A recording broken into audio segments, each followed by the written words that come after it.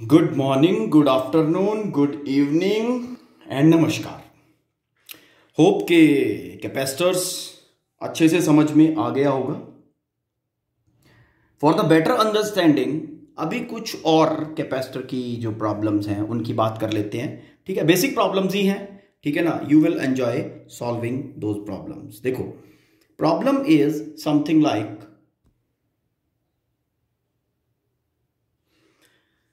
a parallel plate capacitor, plate area A, separation D, ठीक, connected to battery applying potential difference V। Fine, ये situation है। हमने क्या किया, अब इसको एक बार चार्ज कर दिया। चार्ज करने के बाद व्हाट वी हैव डन, हमने ये जो प्लेट्स के बीच में स्पेस था, इस स्पेस के अंदर डाइलेक्ट्रिक स्लैब, पूरे का पूरा स्पेस फिल कर दिया विद डाइलेक्ट्रिक मटेरियल। एक डाइलेक्ट्रिक स्लैब ऐसा डाल दिया, ओके, जिसने ये पूरा स्पेस फिल कर दिया। Okay, battery remain connected, battery connected ही है। ओके, ठीक, ये सिचुएशन है। Now question is how capacity of the capacitor,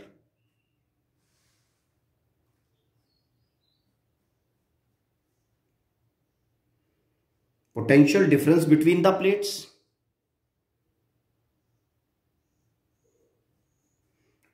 charge on each plate,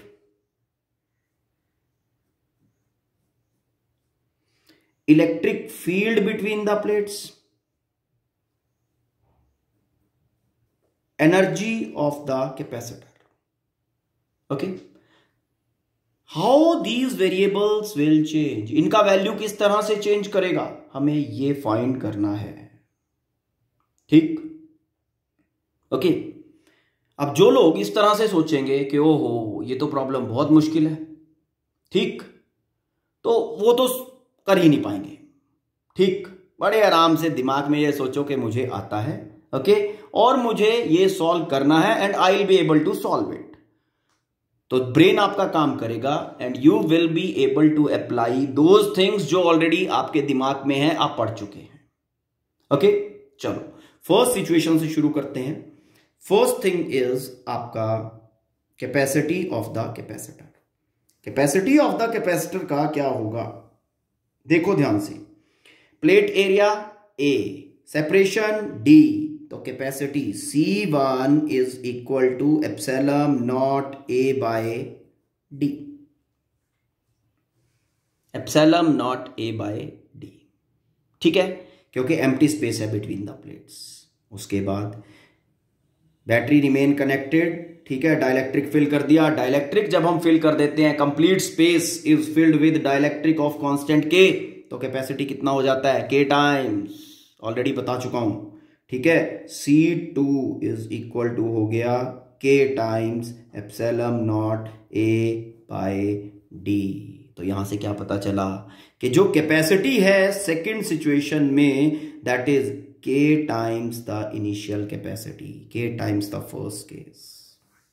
ठीक, ये ऑलरेडी जब हमने पैरेलल प्लेट कैपेसिटर बताया था, then I told you this particular thing कि जब प्लेट्स के बीच का सारा स्पेस, ठीक है, डाइलेक्ट्रिक मटेरियल से हमने फिल कर दिया, तो कैपेसिटी K टाइम्स इंक्रीज हो जाता है। डायरेक्टली मैंने अप्लाई कर दिया, ठीक है बेटा। उसके बाद second thing is potential difference between the plates. अब ध्यान देना, ये बैटरी इस कैपेसिटर के अक्रॉस कनेक्टेड है। ये वाला प्लेट इसके साथ जॉइंड है, ये वाला प्लेट इसके साथ जॉइंड है। इसका मतलब जो पोटेंशियल यहां वही यहां, जो पोटेंशियल यहां वही यहां, जो पोटेंशियल डिफरेंस यहां पे वो पोटेंशियल डिफरेंस इन दोनों प्लेट्स के बीच में। मतलब पोटेंशियल डिफरेंस इस सिचुएशन में, ठीक है, कैपेसिटर प्लेट्स के अक्रॉस कितना होगा, V होगा। यस, जो भी बैटरी पोटेंशियल डिफरेंस लगाएगी वो प्लेट्स के अक्रॉस अपीयर हो जाएगा। अब क्या यहां बैटरी हटा दी हमने, बैटरी लगा हुआ है, तो डायरेक्टली दोनों plates are directly connected to battery. इस कारण से जो पोटेंशियल डिफरेंस बैटरी का वही पोटेंशियल डिफरेंस बैटरी कैपेसिटर के अक्रॉस मेंटेन करके रखेगा। कैपेसिटी बढ़ गई है तो क्या हुआ भाई, बैटरी तो उतना ही पोटेंशियल डिफरेंस मेंटेन कर रही है, ठीक है। तो दोनों सिचुएशंस में हमारा potential difference across the capacitor same, V1 is equal to V and V2 is equal to V। ठीक, चलो अब थर्ड सिचुएशन में charge on the capacitor, Q1। अब तुम्हें कैपेसिटी भी पता है, V भी तुम्हें पता है, ठीक, ओके। तो क्या करना है, Q is equal to C into V, C1 V1, C1 कितना है, C1 इज C1 और V1 इज V, C1 का वैल्यू डालो, C1 is epsilon naught A by D into V, ये अपना Q1 बन गया, ठीक है, C1 का वैल्यू डाला और V, ठीक है। अब charge in the second case बनाऊं, charge in the second case is C2V2। अब ध्यान देने की बात है, capacity C2 K times epsilon naught A by D, ये C2 हो गया, V2 कितना है, V हो गया, ठीक है। अब V1 का वैल्यू चेक कर लो, नहीं Q1 का, सॉरी, Q1 का वैल्यू जो है Q2 is equal to epsilon naught A by D into V, epsilon naught A by D into V, तो ये बन गया K times epsilon naught A by D into V, Q1। क्या हुआ, charge जो सेकंड सिचुएशन में dielectric डालने के बाद जो चार्ज आया वो K टाइम्स है, मतलब चार्ज बढ़ गया। चार्ज कैसे बढ़ गया, देखो कैसे बढ़ा भाई, डाइलेक्ट्रिक इंसर्ट करने से इसका कैपेसिटी K टाइम्स हो गया, ठीक है। अब कैपेसिटी इसका बढ़ गया तो ये और चार्जेस ले सकता है या नहीं ले सकता है, ले सकता है। जब ये चार्जेस ले सकता है और बैटरी कनेक्टेड है तो बैटरी इसको चार्जेस देगी या नहीं देगी, बिल्कुल, बैटरी का तो काम है चार्जेस देना, तो बैटरी इसको चार्जेस सप्लाई करेंगे।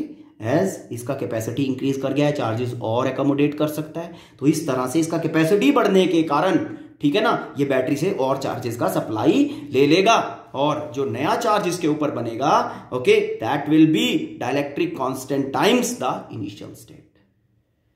डन, चार्ज भी बढ़ गया। अब उसके बाद आती है बात इलेक्ट्रिक फील्ड की।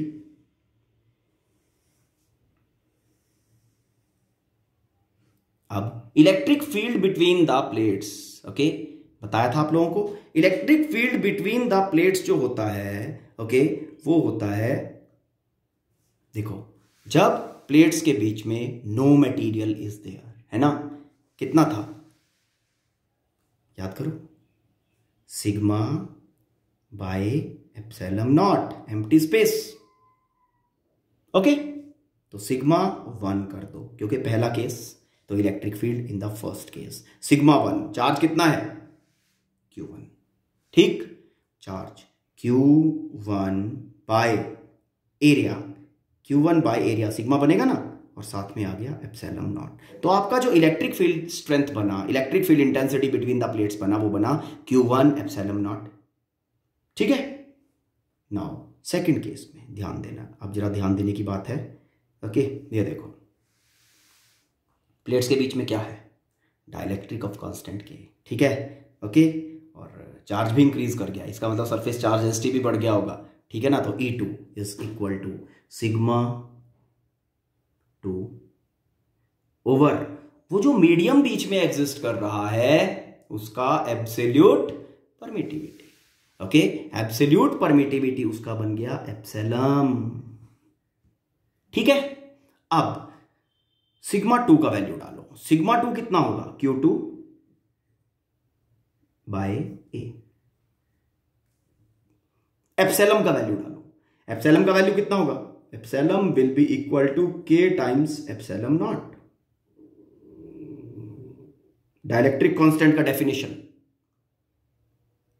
ओके, तो वैल्यूज प्लेस किया Q2 बाय A और इसका वैल्यू डाल दिया K, ठीक है, K एप्सिलॉन नॉट, ठीक।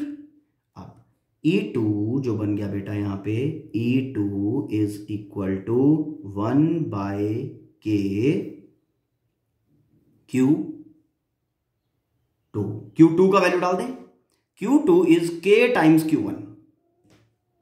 ये लो Q2 का वैल्यू डाल रहा हूं, K times Q1 bye epsilon naught A। अब देखते हैं यहां पे बटा ए, K और K कैंसिल हो गया, तो हमारा जो E2 बना इस सिचुएशन में, E2 is equal to Q1 over epsilon naught A। ये तो वही था इनिशियली जितना, वही का वही फाइनली भी, है ना। चार्ज इंक्रीज हुआ डाइलेक्ट्रिक डालने से। देखो डाइलेक्ट्रिक का इफेक्ट क्या होता है, अगर ध्यान दें, डाइलेक्ट्रिक का इफेक्ट होता है वो इलेक्ट्रिक फील्ड की स्ट्रेंथ को कम कर देता है ना। अब डाइलेक्ट्रिक डालने से इलेक्ट्रिक फील्ड की स्ट्रेंथ कम हुई, पर कैपेसिटी बढ़ गई, तो उसने चार्जेस का और सप्लाई ले लिया, ठीक है ना। जब चार्जेस और प्लेट पे आए तो इलेक्ट्रिक फील्ड एम्पावर हुई, स्ट्रांग हुई, ठीक है ना। तो जितना इस डाइलेक्ट्रिक इंटेंसिटी को, इसको इलेक्ट्रिक फील्ड इंटेंसिटी को कम किया था जिस रेशो में, उसी रेशो में चार्ज बढ़ने के कारण इलेक्ट्रिक फील्ड बढ़ गई, और इसके कारण से इलेक्ट्रिक फील्ड स्ट्रेंथ जो है बिटवीन द प्लेट्स वो सेम रहा, ठीक है। अब बात करते हैं एनर्जी की।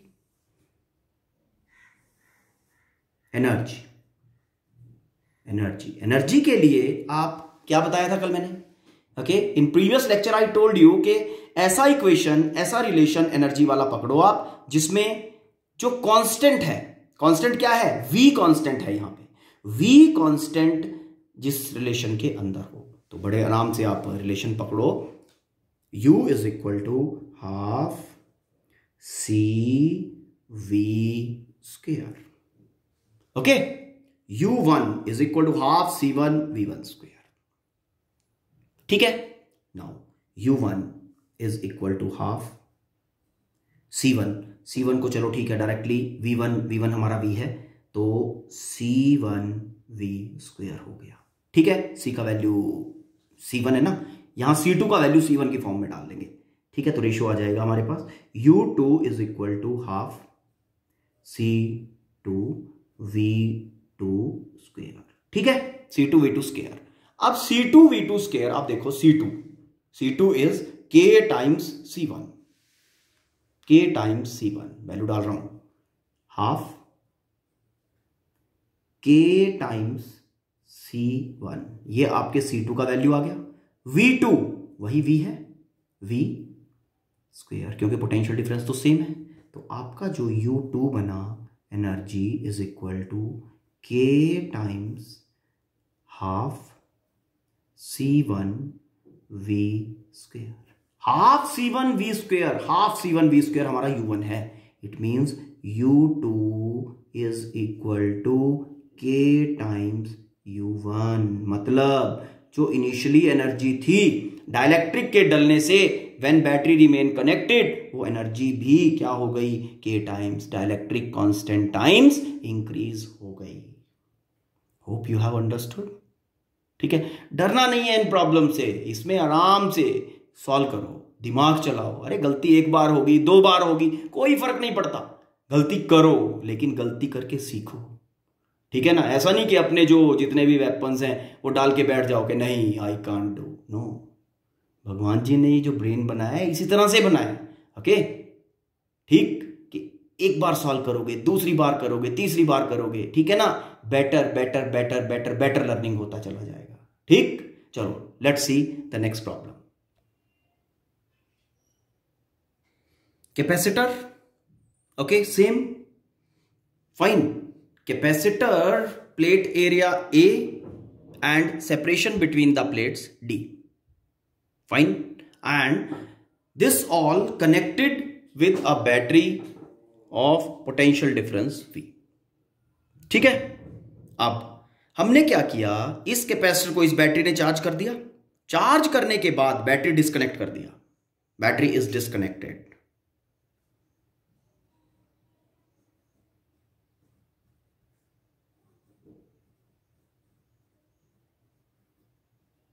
ठीक है। बैटरी डिस्कनेक्ट करने के बाद, चार्जिंग तो इसकी हो गई थी ना एक बार, इसने चार्ज तो एक्वायर कर लिया, बैटरी डिस्कनेक्ट करने के बाद, ठीक है ना, इसमें हमने डाइलेक्ट्रिक मटेरियल फिल कर दिया। ये जो खाली स्पेस था ना, इस खाली स्पेस में डाइलेक्ट्रिक फिल कर दिया, ठीक। प्लेट एरिया सेम रखा, separation between the plate same रखा, और कोई चेंज नहीं, सिर्फ डाइलेक्ट्रिक हमने फिल कर दिया, ठीक। Now the same question. Okay, how? Number one, capacity of the capacitor.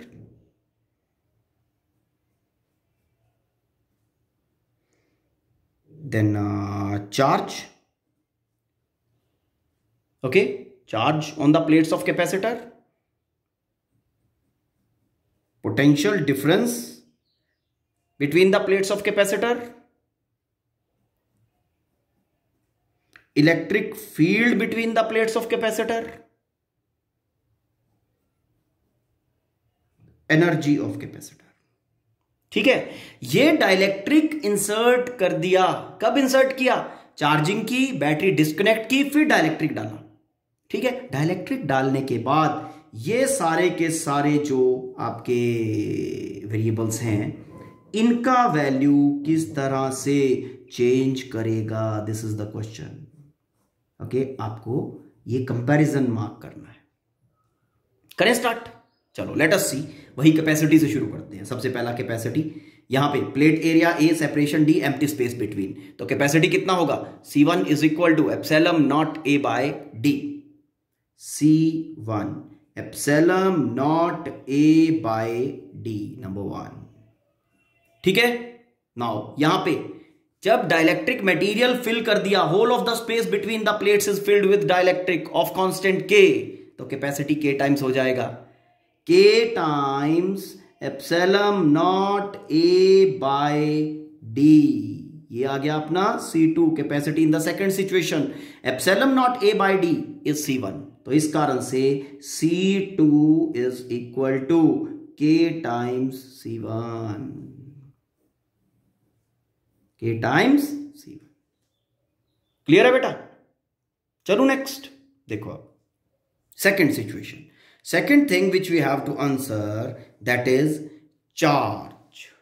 Second, charge. अब ध्यान देना, यहां इस बैटरी ने इस कैपेसिटर को चार्ज किया, कर दिया. कितना चार्ज दिया वो देखो. Now charge on each plate of the capacitor. Charge on each plate बनेगा Q is equal to C into V. Q1 is equal to C1 और पोटेंशियल डिफरेंस कितना है? ठीक, तो Q1 is equal to C1 into V. C1 का value डाल दो, that is that. Okay, उसके बाद ये इतना चार्ज इसको मिल गया. अब इतना चार्ज इसको यहां पे मिल गया. अब ये देखो कि नेक्स्ट सिचुएशन में जब डाइलेक्ट्रिक फिल कर दिया, अब क्या किया? इतना चार्ज इसको बैटरी से देने के बाद बैटरी हटा दी. बैटरी हटाने के बाद कैपेसिटर का हाल ये है. ठीक है, कैपेसिटी बढ़ गई. कैपेसिटी बढ़ेगी, बढ़ गई. बढ़ने से क्या होगा? इसकी चार्ज रिक्वायरमेंट, ये चार्ज और ज्यादा स्टोर कर पाएगा, लेकिन इसको चार्ज नहीं मिलेंगे. क्यों? क्योंकि बैटरी कनेक्टेड है ही नहीं है. ठीक, अगर सपोज इसका कैपेसिटी रिड्यूस करता तो ये चार्जेस बाहर देता, लेकिन बाहर कहां से जाएंगे? कहीं से भी नहीं, रास्ता ही नहीं है. ठीक, ना तो चार्ज आने के लिए रास्ता है, ना चार्ज जाने के लिए रास्ता है. ठीक है ना? ओके, तो इस सिचुएशन में जितने चार्जेस हमने बैटरी ने एक बार दे दिए, उतने ही चार्जेस इस सिस्टम के पास स्टोर्ड रहेंगे.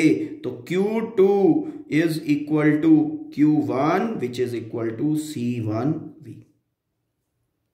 ठीक, okay.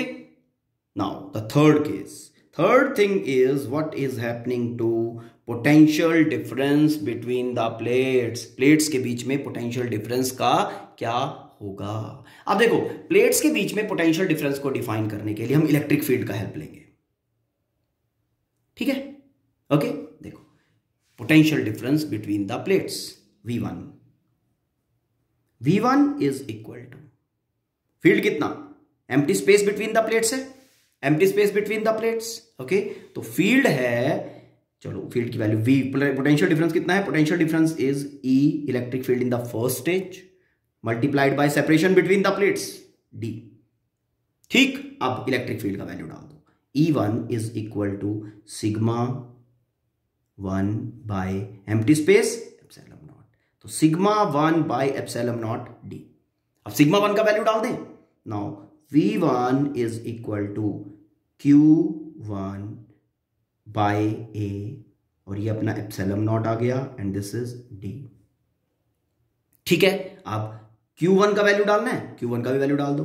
C1 V, okay, over epsilon naught A into D. ये हमारा potential difference between the plates दे रहा है। ठीक है, आप दूसरे सिचुएशन का पोटेंशियल डिफरेंस निकाल के फिर कंपेयर करते हैं। V2 is equal to electric field intensity in the second situation multiplied by separation same रही। ठीक है, अब इलेक्ट्रिक फील्ड इंटेंसिटी की बात हम कर रहे हैं। ठीक है, इलेक्ट्रिक फील्ड इंटेंसिटी कितनी बनेगी बेटा? इलेक्ट्रिक फील्ड इंटेंसिटी बनेगी सिग्मा 2 बाय, मीडियम आ गया वहां पे, है ना, एप्सिलॉन नॉट नहीं है, अब मीडियम है। ठीक, मीडियम के आने से सिग्मा 2 बाय एप्सिलॉन हो जाएगी। फाइन, तो पोटेंशियल डिफरेंस हो गया, this is your E2 into D. अब ये सिग्मा 2 का वैल्यू डालते हैं। सिग्मा 2 का जो वैल्यू बनेगा वो बनेगा sigma 2 Q2 by plate area, और एप्सिलॉन का वैल्यू कितना बनेगा? K times epsilon not.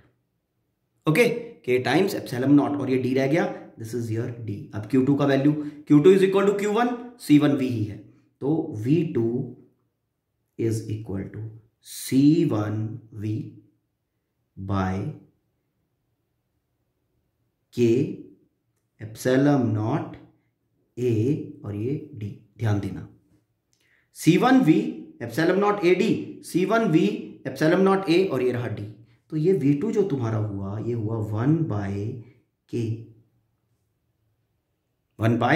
K times ये C1V over epsilon naught A into D.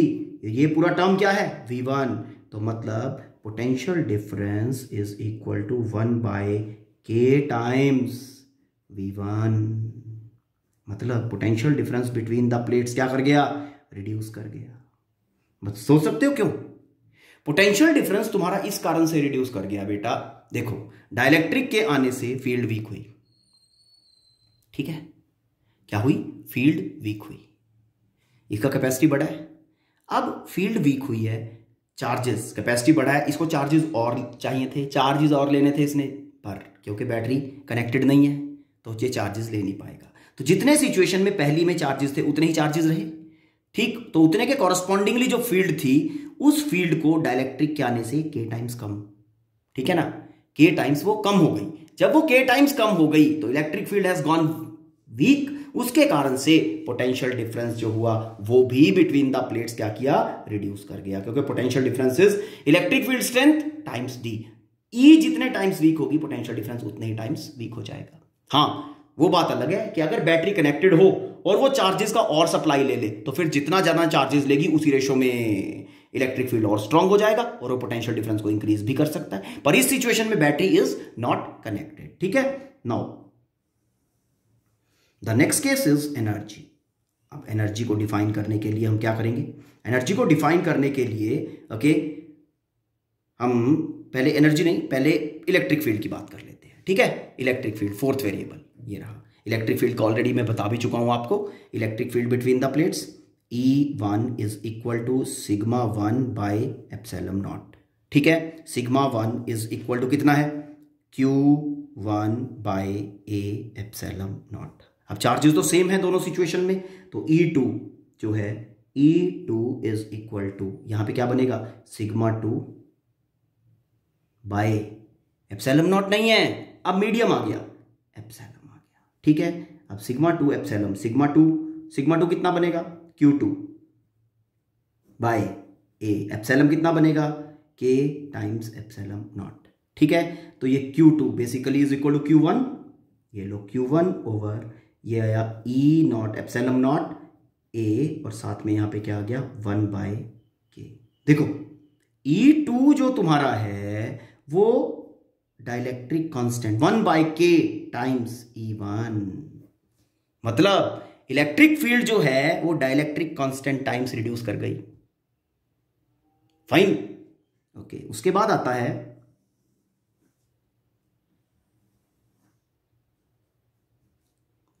Energy. अब एनर्जी के लिए कौन सा रिलेशन लोगे? जिसमें कांस्टेंट वेरिएबल आ जाए। कांस्टेंट क्या है दोनों सिचुएशन में? दोनों में कांस्टेंट है तुम्हारा चार्ज। ठीक है, तो कर दो आराम से।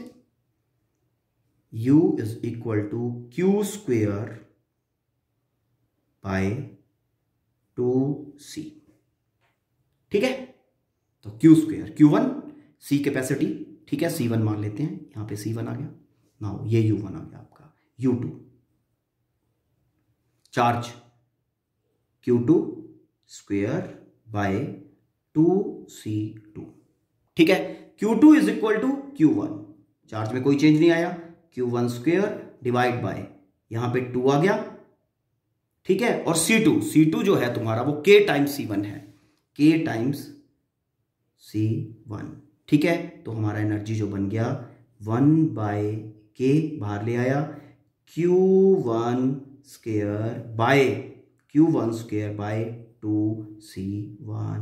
देखो ध्यान से, Q1 2C1 क्या है ये, U1, तो U2 is equal to 1/K times U1, मतलब एनर्जी भी रिड्यूस हो गया।